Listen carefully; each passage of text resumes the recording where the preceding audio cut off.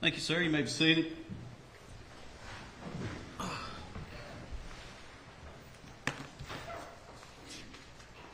I'm going to call the case of Commonwealth versus Shawn Stines, 24F-147, on for preliminary hearing. Is the Commonwealth ready?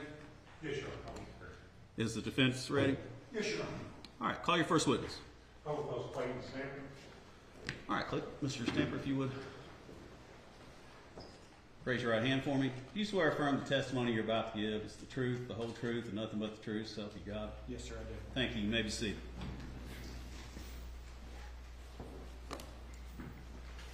You state your name correctly? Clayton Stamper, And how do you spell your name, Mr.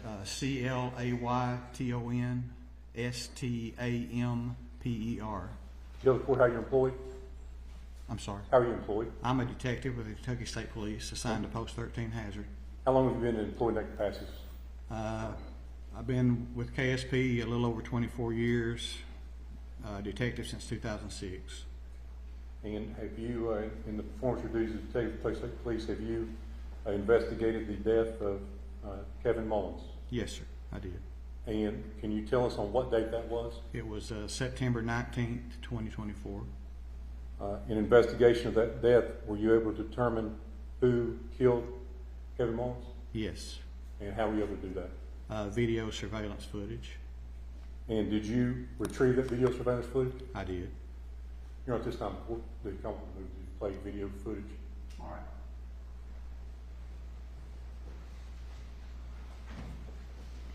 All right, I'm going to object.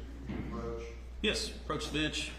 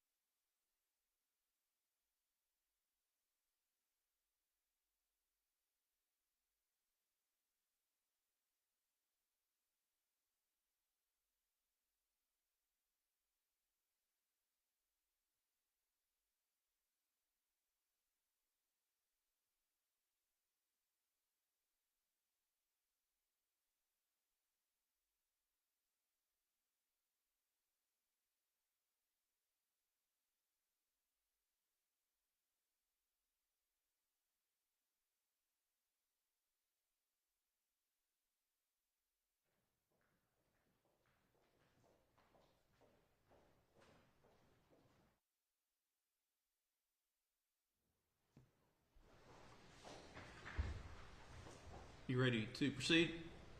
Come straight, Your Honor. All right, go ahead.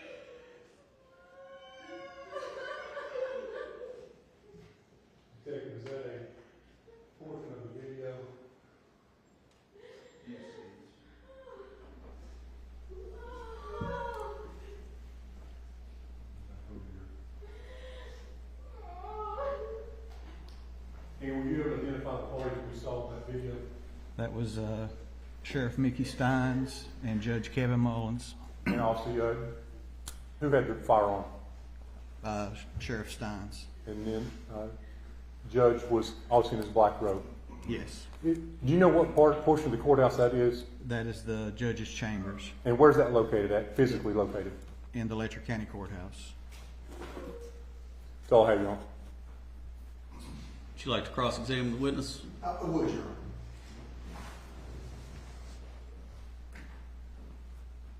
That was a short clip that was played there. How long do you believe that clip was? That we just watched. Yes, sir. Just 10 seconds, 15 seconds. 10, 15 seconds.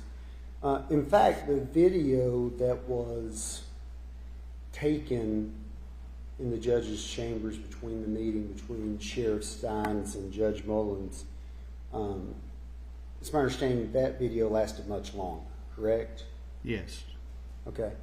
And have you had an opportunity to review the video I have. of the prior incident?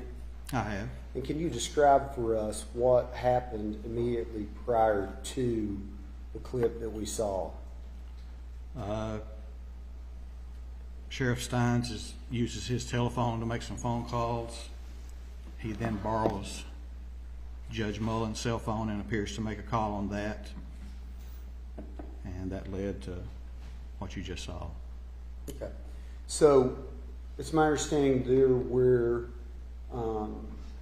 some people who were having a meeting with Judge Mullins prior to the sheriff's entry into the chambers. Is that correct? Yes. Have you identified those witnesses? I don't know the names of them. There's about approximately 4 people in there.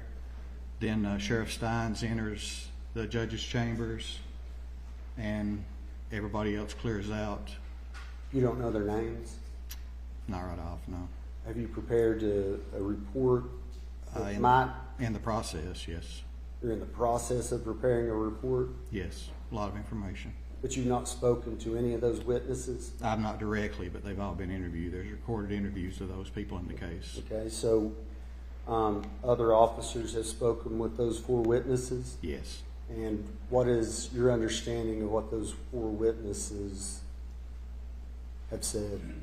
I don't recall. You have no idea what they said? No.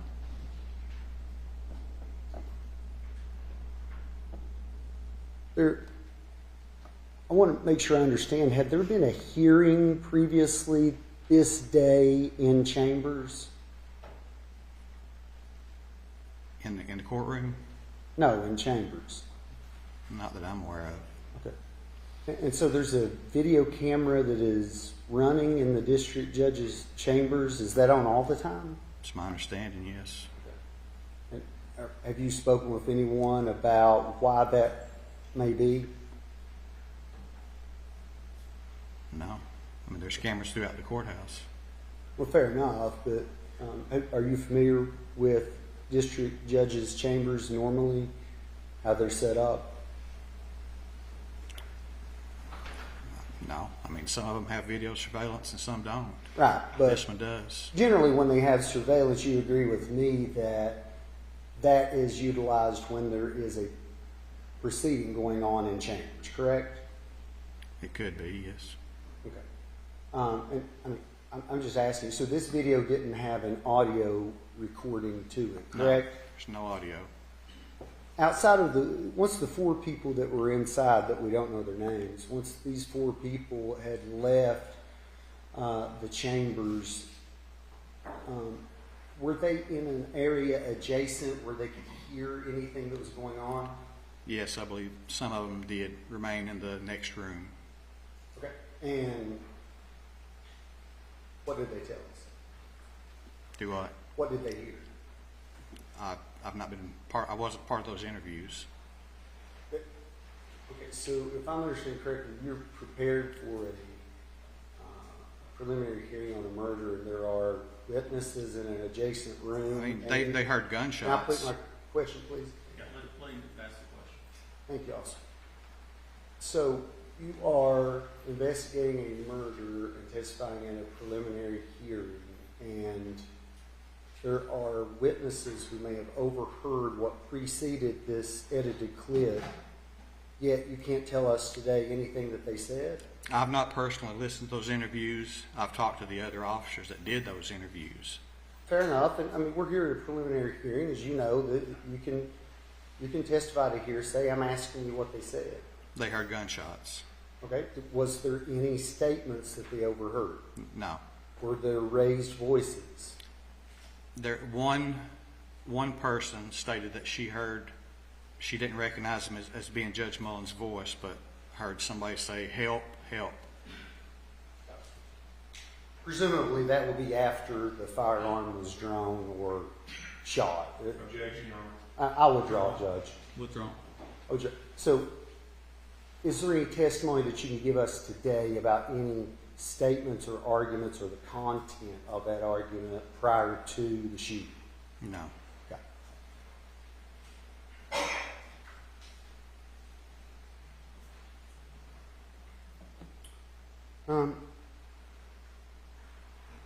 I want to ask generally, so did you process the scene? Are you the lead investigator on this case? I am. Okay, so as a lead investigator, I would presume that you would have secured the chambers and evidence once you arrived. I was part of that, yes. You were part of it, right? But you're the lead investigator, so you'd be in charge of those duties and delegating what should be done. Is that No. fair? No, I don't delegate what's done. Okay, so you're the lead investigator. What does that mean? I'm the case officer. Okay, so you're carrying the case. So I want to make sure I understand. Had Judge Mullins been removed from chambers when you arrived? No, Were you able to ascertain, did he have a firearm on his person? we did not locate one. You did not locate one? No, there was not one in the chambers. Okay. And there was none on his person? No. Okay.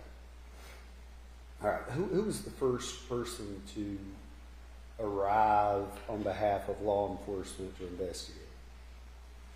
They were already in the courthouse. Fair enough, but I'm talking about in terms of people that we may see a report from or take part in this investigation. Who would be the first person? I believe Trooper Jason Bates was the first KSP personnel on scene. Okay. And you spoke with him, and I did. he searched and did not locate a firearm? No, he didn't search the scene. No, You his just- role Sure. his role at that point was security of the scene. I understand, but I'm just trying to ascertain. You said earlier that there was no firearm found. No. I'm wanting to know, can you tell us, was it specifically searched for a firearm? In the judge's chambers, Yes, sir. there was myself, Detective Chris Collins, Detective Scott Caldwell, Detective Eric Caldwell. That's all I recall right now. Okay, but I'm trying to understand. So who searched specifically for a firearm? We all did. And that was specifically something you looked for? Yes. Fair enough. Okay.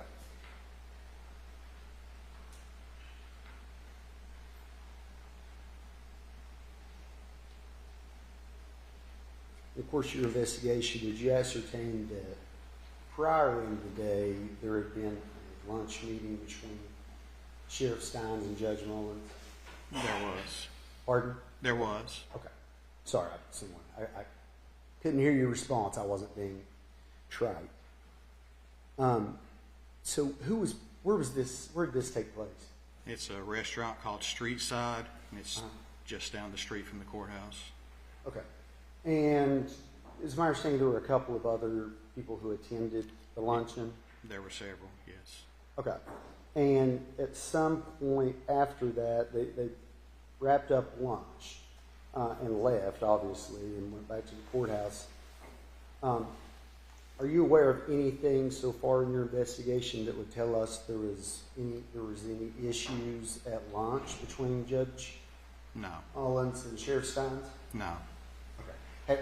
But someone on behalf of the KSP has spoken to those witnesses? Yes, they've all been interviewed. And there was nothing unusual that had arisen during that luncheon? I was told that the judge made a statement to Mickey about, do we need to meet private in my chambers? That's all I was told. Do you know the context of I do what not. the conversation was before that they would need to discuss in chambers? I do not. So it's my understanding that in the larger portion of the video that we haven't had access to, that there is a point when Sheriff Stines asked for to see the telephone of Judge Mullins. Yes. Is that a yes? Yes. Yes, okay. And I would presume that you and the other officers you mentioned, when you secured the scene, that you secured those phones as well. Is that correct? Yes. And have you reviewed both of those phones? They're currently at the forensic lab at this time being downloaded. I have had discussions with the people at the lab regarding the downloads. And those are a couple of other questions that I was going to ask you, but my original question was, have you reviewed or are you aware of the content of the phones? I've not personally seen it because I've not received those reports yet. Okay, again, based upon your conversations with the officers, are you aware of any recent content that was up and could have been relevant at the time of their discussion? I was told that Sheriff Stines had tried to call his daughter, and he had tried to call his daughter from the judge's phone also. So, have you obtained the phone records from Judge Mullins' phone? I don't have those in my possession yet, no. Okay, have you issued a search Yeah, warrant for them? yes. Okay. And have officers confirmed that the sheriff's daughter's phone number was on Judge Mullins' phone? Yes, I Okay. believe so, yes. So that number had been called from Judge Mullins' phone? Yes. Is that correct? Yes. Okay.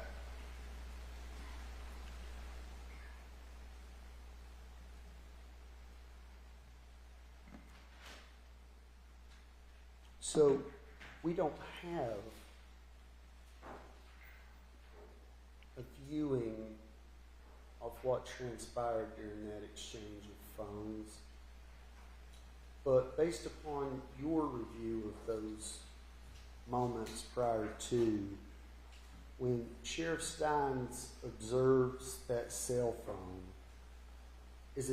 was he previously seated?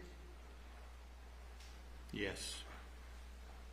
Okay, so in the clip we saw, he was standing the entire time. He was seated in front of the judge's desk. And he looks at the cell phone. Can you describe his reaction in the video that we haven't seen? Whose reaction? Well, the sheriff. You can't see his face in the video. Okay. But is it clear that, does it appear to you that, let me rephrase this. Did he stand up after Yes. looking at the phone? He stood up. And how long after he looked at the cell phone and stood up did this occur that you played? Just seconds. Did you make the decision on edits today for what you were going to present? In terms of, did you make the edit or determine which portion of the video we were going to see today? No, sir, I did not. Both cell phones have been sent to the Kentucky State Police Forensic Yes. Team, is that correct? Yes. Have you gotten any early report on what was found? No. Were both phones still on the desk when you arrived? The judge's phone was on the desk. Sheriff Stein's phone was on his person. Okay, so are there photographs of, was the phone locked at that point or was it still open?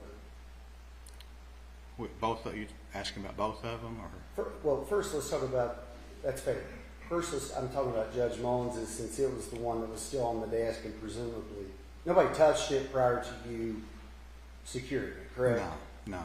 So, yeah, so would like to know about that. Have you ascertained what was currently open on that cell phone? No, I don't know at this point, no. You don't know. No. Do you think that would be? Do you think that will be important to learn? I hope to learn that when the report's ready, yes. Okay. But as of today, you can't tell us No. what was currently open on the judge's file. No, sir.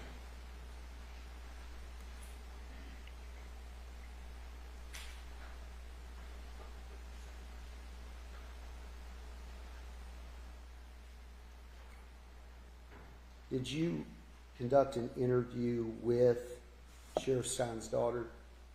I did not, but she has been interviewed. Are you aware of any, who was present when she was interviewed? Lieutenant Randy Combs and Detective Anthony Trotter. She was interviewed with or without her parent? With. So her parent was present at the time you interviewed her? Yes, I believe. I wasn't there, but yes, I think so. And law enforcement has not spoken to her without her parent present?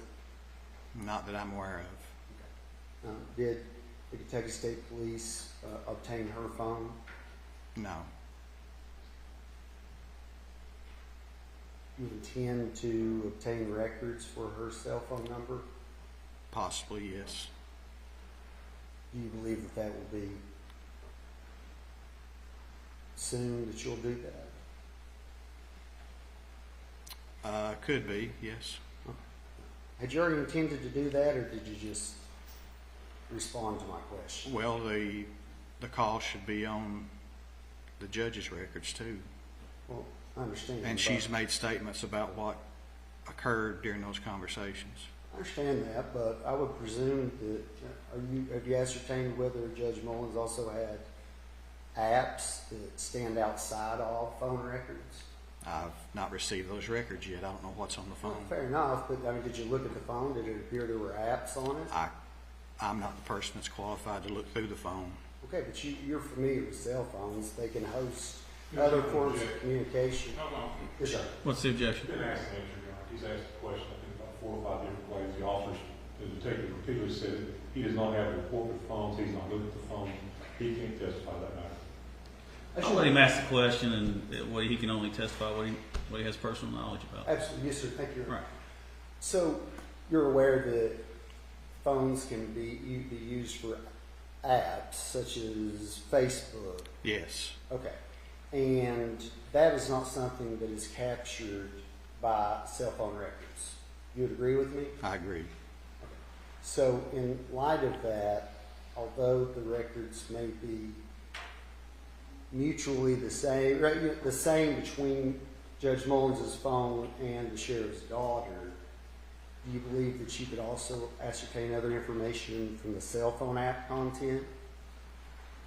Are you asking what apps are on the phone? Yes. Well, that was my original question. I don't know thought you did without, I've not received that report yet.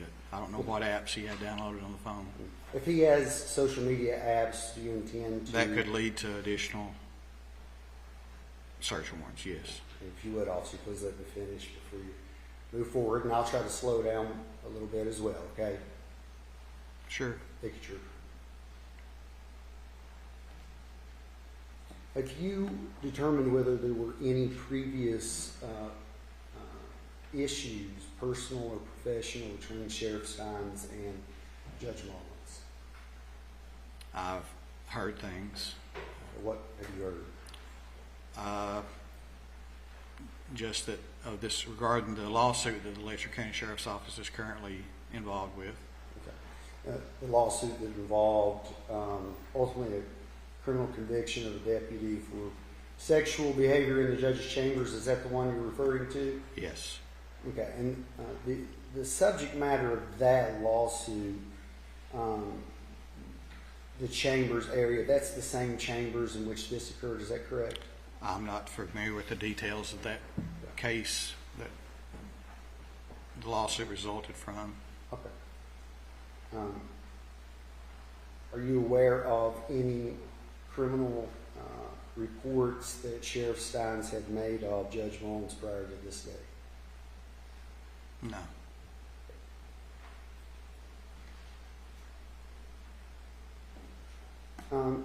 Did you personally observe Sheriff Stines following this video?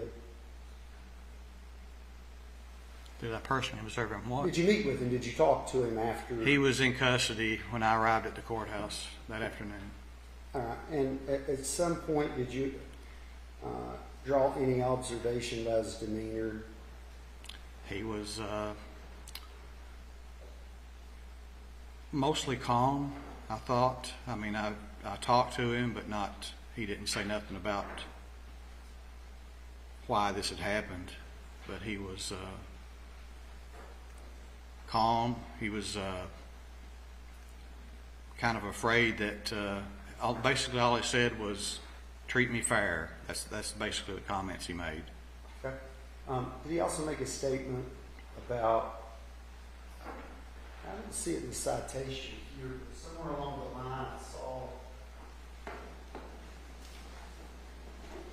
a statement being attributed to him about protecting his family? I wasn't present, but when he was taken into custody, I was told by one of the other officers that were there that he made the comment, "They're trying to kidnap my wife and kid."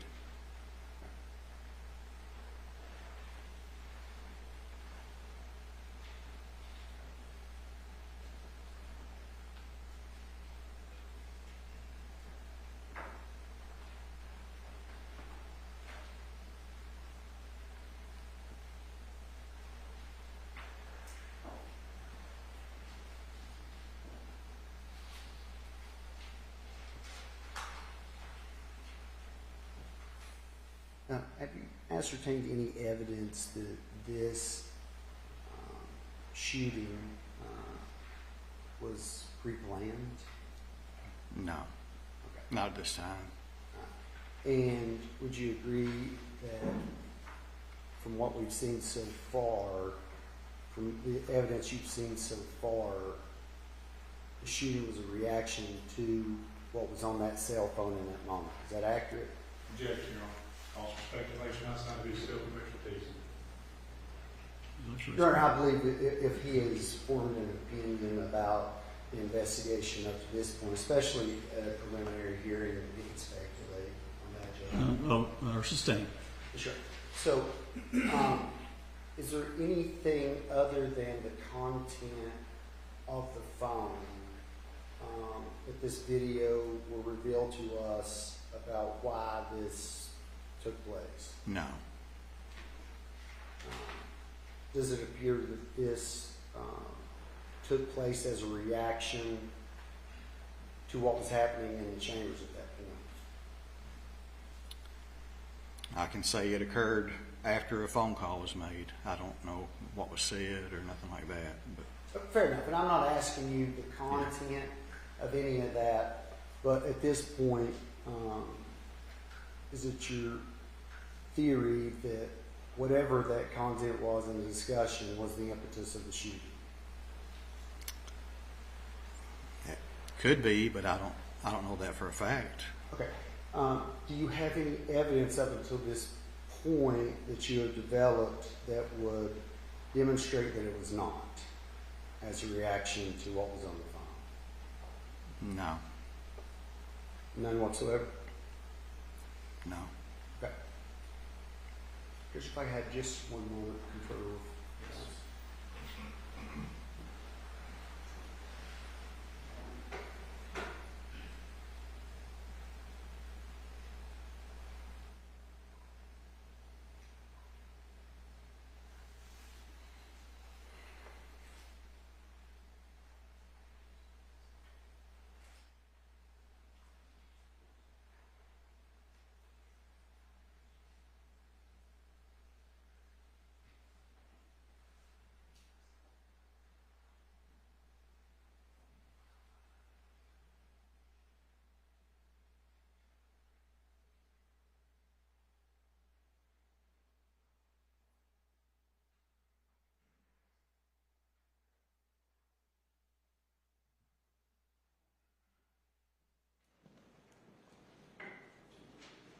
Did you attempt to speak to Sheriff Stines at the Leslie County Jail after the incident? No. Did anyone from your agency attempt to interview him? Not to my knowledge, no. And at that point, had he asserted his right to an attorney or anything? No. But nobody went back to try to talk to him or do an interview? No. Okay. I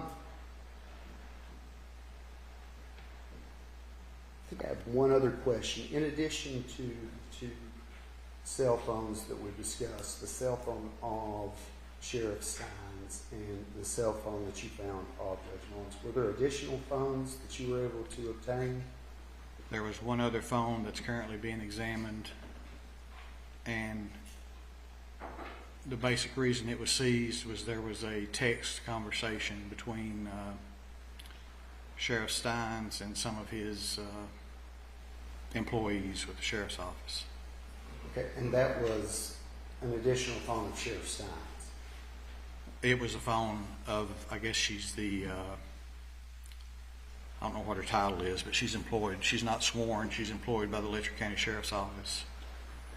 And she voluntarily gave her phone to the person that interviewed her.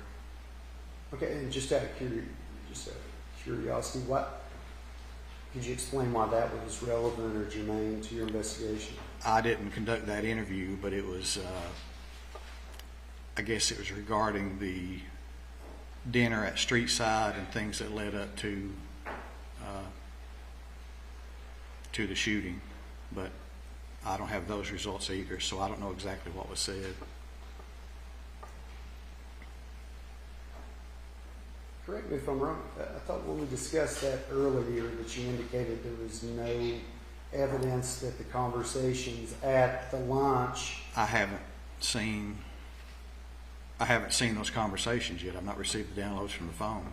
Right, but I asked you if you're aware of any information that could have been gleaned from witnesses at that meeting, and as I recall, you said no, but there is some information that something was discussed at this lunch. Is that correct? I don't know what was discussed at lunch. I understand, but you obtained this lady that we don't know her name. You obtained her phone in an effort, or based on a belief that she would be able to demonstrate what was said at lunch. So you would agree with me, you believe that there is a witness or information that may have popped up at lunch. There's a recorded interview with her in the case, and I'm yet to receive the downloads of the phone, so I don't know what they contain. Okay, has that phone been sent to the It is. forensic examination as well? Yes. All right, thank you. Also, that's all I have. Thank you. Redirect. Questions? Has Judge Mullins, he's sent to medical examiner's office for an autopsy. He was. Have you received that report yet? No. Have you had an informal conversation with him regarding his cause of death? Yes. And what was that? Multiple gunshot wounds. The video we showed earlier, that a true and accurate clip copy of what you received? Yes. Councilman Introduce Councilman Exhibit number 1, Your Honor. Any objection? Your Honor, I'd ask, of course, all we saw today was the clip, but I asked it be admitted in its entirety, Your Honor, as an exhibit. You want to respond to that? Did not know. Only thing preliminary hearing is required, of course, probable cause. This statute of probable cause, I think the entire clip is outside the purview of these proceedings today. Yeah, I think if you're going to want to see the whole video, you should have objected earlier. I'll admit the short clip. Yeah, I have the clerk enter that as exhibit number 1.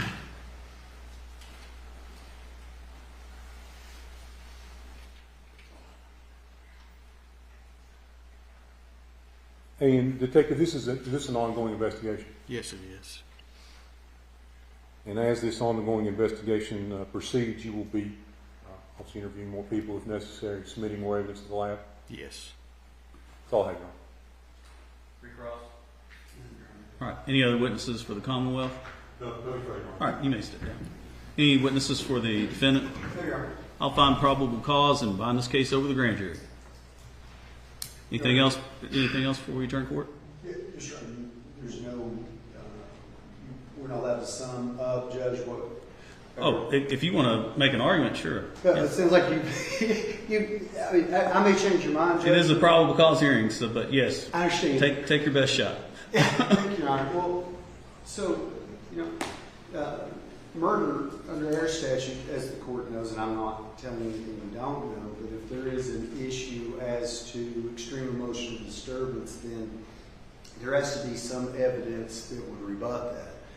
And specifically, when I asked the witness today if there was any evidence to rebut that this occurred as a direct result in the moment of this observation of the phone, they have none at this point. And I get it's just probable cause, but I think they've established probable cause for manslaughter first, but not murder.